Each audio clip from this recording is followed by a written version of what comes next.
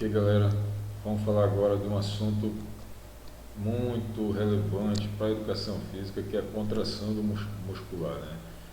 Afinal de contas, tudo que a educação física faz é com contração muscular, senão não é educação física. Olha lá, como é que o músculo contrai? Existe uma teoria, que na verdade é uma teoria que já é bastante aceita, né? Mas a gente continua chamando de teoria, que é a teoria do deslizamento dos filamentos, ou teoria dos filamentos deslizantes. Então, os dois estão certos. O que diz essa teoria? Ela pressupõe que o músculo se encurta ou se alonga porque os filamentos finos, que são justamente os filamentos de actina, deslizam sobre os filamentos espessos, os filamentos de miosina. Então, como é que funciona isso aí? A gente tem aí 5 fases. A fase de repouso, depois a gente tem a excitação, junção, em seguida a contração propriamente dita, depois a gente tem a restauração e em seguida o relaxamento. Em repouso, o ATP, ou seja, a molécula de adenosina trifosfato, que é a nossa moeda energética, ela está ali parada, né? Ela está do mesmo jeito, ela não foi quebrada, ou seja, não houve necessidade de energia, visto que aqui está em repouso. A actina e a miosina estão separadas, ou seja, não fizeram ainda a união uma com a outra, não formaram as chamadas pontes cruzadas. E o cálcio está lá armazenadinho no retículo sarcoplasmático. Bom, tudo depende do impulso nervoso. O impulso nervoso pode ser bem fraquinho, de repente, só para você mover aqui o globo ocular, por exemplo, mas pode ser também muito intenso, como um agachamento. Então, o que conta é que a gente gerou esse impulso nervoso. Como a gente está falando de músculo esquelético, esse impulso ele é sempre voluntário, diferente das musculaturas lisas, né, das vísceras, que são geradas, os impulsos são gerados de forma involuntária. Nesse caso aqui é voluntário. Quando o impulso nervoso entra na fibra muscular, pela placa motora, a gente tem liberação de cálcio pelas vesículas, ou seja, o cálcio é atraído pelo impulso nervoso. Esse cálcio que saiu lá do retículo sarcoplasmático, as vesículas, né, do retículo sarcoplasmático, ele satura a troponina, ou seja, ele se une à troponina, e aí, quando ele se une à troponina, ele vai deixar à mostra, na verdade, um lugar chamado sítio ativo, né? E aí, quando ele deixa esse sítio ativo, ele ativa a actina. Nesse momento, há uma quebra de ATP, justamente lá na cabeça da miosina, onde esse ATP está localizado, e aí a explosão gerada pela quebra do ATP, ou seja, a liberação de energia gerada pela liberação aqui, pela quebra do ATP, faz com que a miosina se desloque no sentido da actina. E aí forma a chamada ponte cruzada. Quando a actina e a miosina estão acopladas, ou seja, juntas, a gente vai dizer que a ponte cruzada está carregada e ela forma o chamado complexo actomiosínico. E aí, a contração propriamente dita, a gente tem aí o ATP, que vai ser quebrado em ADP mais fosfato inorgânico, liberando energia, por uma enzima chamada ATPase ou ATPase. A energia ativa as pontes cruzadas, e aí a actina desliza sobre a miosina, ou seja, elas fazem um movimento uma sobre a outra, sobrepondo-se uma sobre a outra. E aí nesse momento o músculo se encurta. No momento que o músculo se encurta, a gente tem o quê? A gente tem desenvolvimento da força. A restauração é o seguinte: o músculo ele permanece em contração perene, né, eterna, justamente porque existe a necessidade de ressíntese do ATP. Então, como vai haver necessidade de ressíntese do ATP, justamente porque houve um desgaste do ATP, não tem mais ATP e a gente vai ter a dissociação do complexo átomo miosínico. E aí a gente diz que em seguida há uma reciclagem de actina e miosina. Mas veja, elas não é que elas estão sendo refeitas. O que vai ser refeito é a junção delas, ou seja, a ponte cruzada.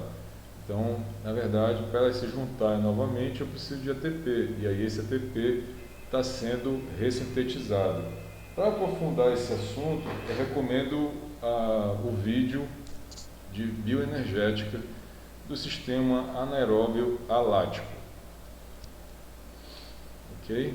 Aí o ratinho. E o relaxamento? Ali a gente está interpretando que até aqui, na restauração, está havendo contração muscular. Você está gastando e está ressintetizando ATP. Mas há um momento do relaxamento, né? O relaxamento, olha o que ocorre, justamente tudo ao contrário. Cessa o impulso nervoso, o cálcio, ele não pode ficar dentro da fibra muscular, ele vai ter que ser removido pela chamada bomba de cálcio. Esse processo é ativo, gasta energia. Por que o cálcio não pode ficar dentro do músculo? O cálcio dentro do músculo, ele vai estimular a liberação de enzimas que a gente chama de enzimas proteolíticas, ou seja, essas enzimas proteolíticas elas vão quebrar o tecido muscular e vão degenerar o músculo. Inclusive, na nossa aula específica de hipertrofia, eu volto a falar um pouquinho sobre essa questão do cálcio, estimulando paralelamente o processo hipertrófico, justamente porque de forma paralela ele acaba estimulando a síntese proteica. Bom, mas ele não pode ficar lá, então, ele vai ter que ser removido do tecido muscular, de dentro da célula muscular na verdade, para voltar para o retículo sarcoplasmático.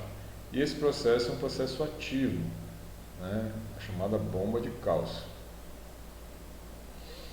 E aí o músculo que estava encurtado volta ao seu estado de repouso.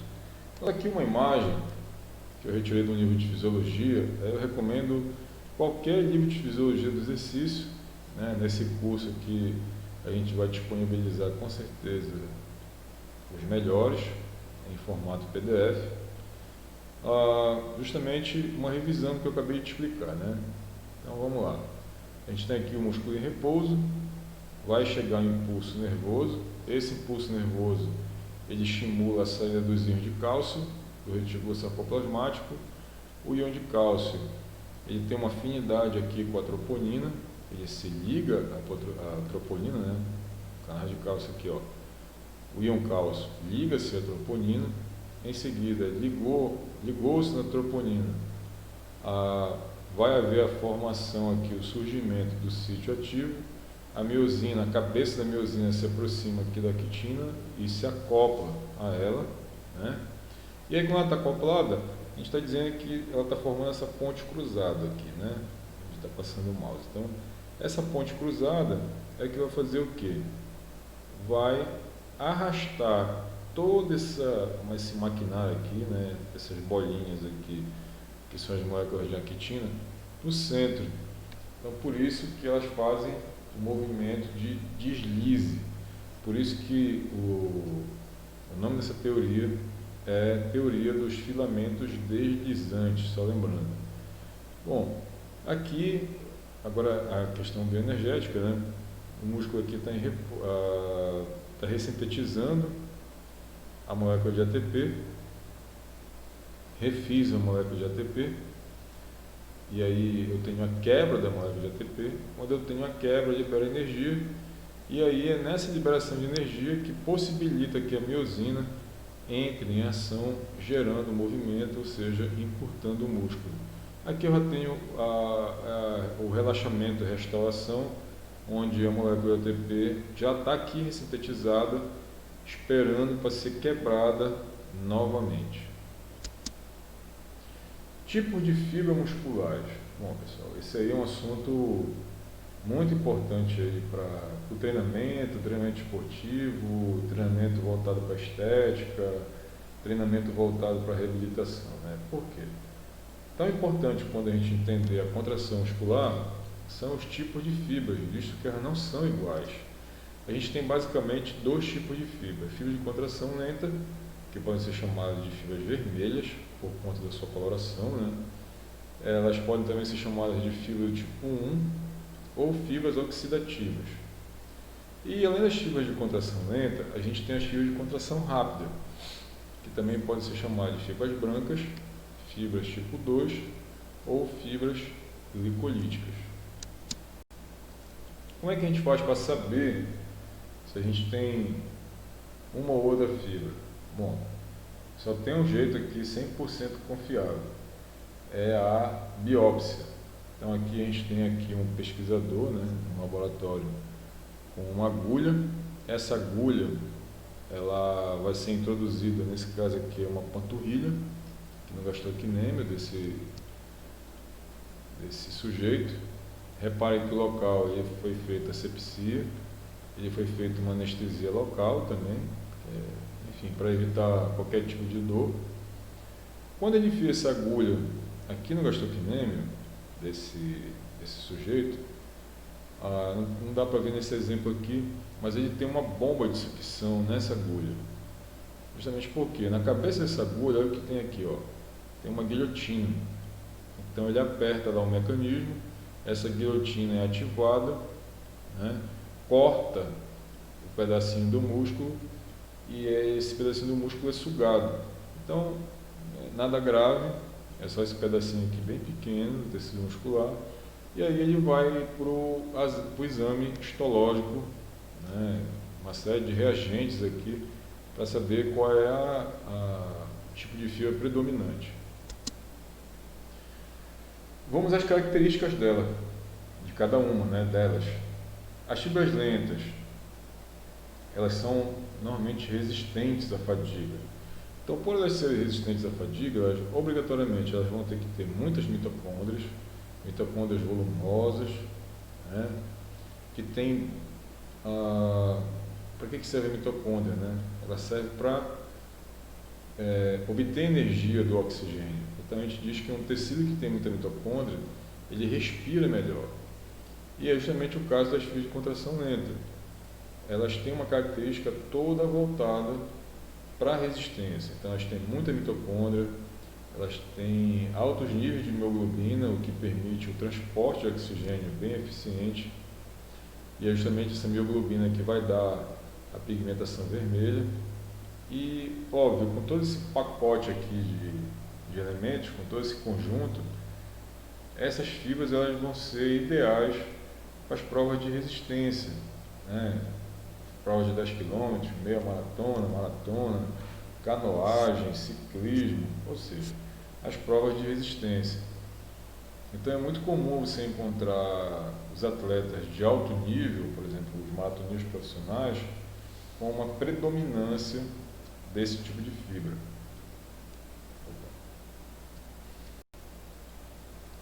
Ok? Bom, fibra de contração rápida. É tudo ao contrário das fibras de contração lenta.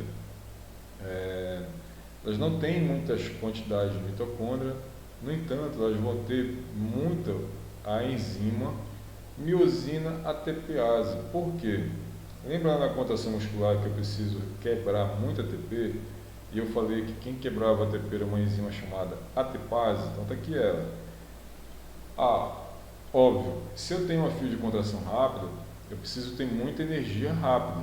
Quem fornece energia para o músculo não é o ATP, então nas fibras de contração rápida eu vou ter que ter muita presença dessa enzima para me fornecer energia muito rapidamente. Obviamente também ela vai ter que ter um nível rápido de liberação e captação do cálcio, e aí junto a isso tudo eu tenho um alto nível de renovação das pontes cruzadas. Então eu acoplo e desacoplo muito rapidamente em relação às fibras de contração lenta. Bom, nas fibras de contração rápida, a gente tem aqui alguns subtipos delas, né? Esses aqui são os subtipos básicos. Você vai encontrar na literatura até 7 subtipos, inclusive das fibras de contração lenta, tipo 1. No entanto, eles não são tão úteis na prática. Então eu vou me reservar aqui a falar desses apenas. Então, fibra do tipo 2A, que são fibras rápidas, mas também um pouco resistentes. Fibra do tipo 2B, que são muito resistentes, muito fortes, mas baixíssimo nível de resistência, elas fadigam muito rapidamente. E a fibra do tipo 2AB, que é um tipo transicional ou intermediário. Tá? E aí raramente a gente encontra essa aqui, que é a chamada tipo 2C. Elas são mais oxidativas do que as fibras tipo 2A e tipo 2B. E quando é encontrada com número reduzido, aí de 0,1 a 5% do total. Uma curiosidade aqui, uma adaptação interessante, o treinamento voltado para a hipertrofia, né, aquele treinamento clássico, de série de 8 a 12 repetições, com intervalo de 1 minuto a 1 minuto e meio, às vezes menos, mas entre 10 segundos e 1 minuto e meio, eu vou ter uma conversão das fibras do tipo 2B para 2A, certo?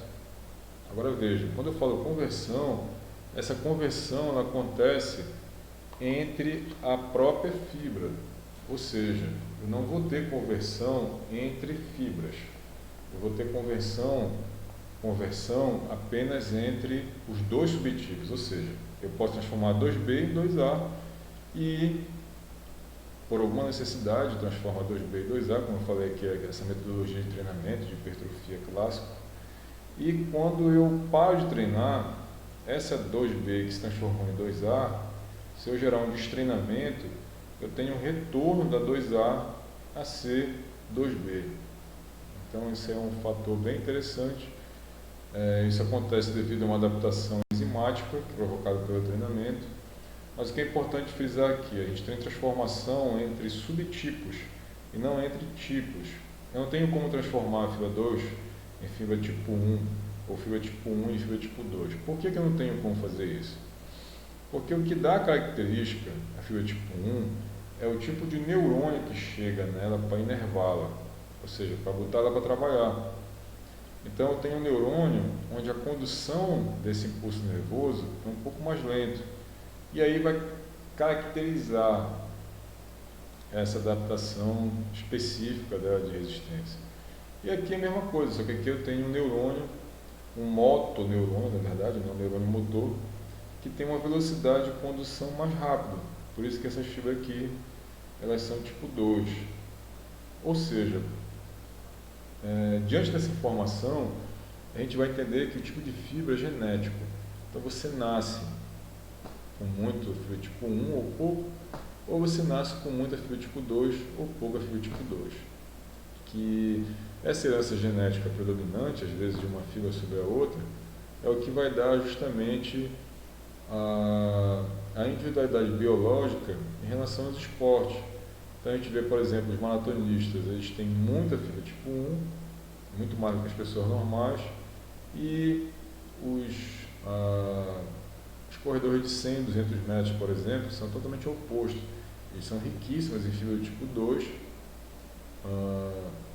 que é justamente apropriado ao tipo de atividade que eles executam, que nesse caso é corrida. Bom, está aqui uma foto bem interessante de uma exame de tipagem de fibra, né? Então, o que eu falei da colação, ó. Então, aqui a gente tem aqui o CR, contração rápida, que é essas fibras aqui mais esbranquiçadas. Eu tenho uma fibra mais escura, que é de contração lenta, e eu tenho aqui, ó, uma fibra meio rosa, né? Essa fibra aqui, ela seria uma fibra intermediária. Tipo de fibra musculares aqui ainda, fibra lenta e rápida. Por que está com essa coloração aqui diferente?